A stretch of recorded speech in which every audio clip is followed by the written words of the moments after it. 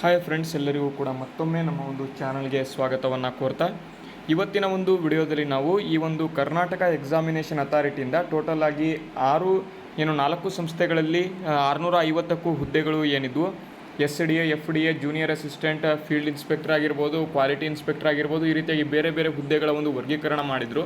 ಆ ಒಂದು ಹುದ್ದೆಗಳ ಒಂದು ಏನು ರಿಸಲ್ಟನ್ನು ಘೋಷಣೆಯನ್ನು ಮಾಡಿದ್ದಾರೆ.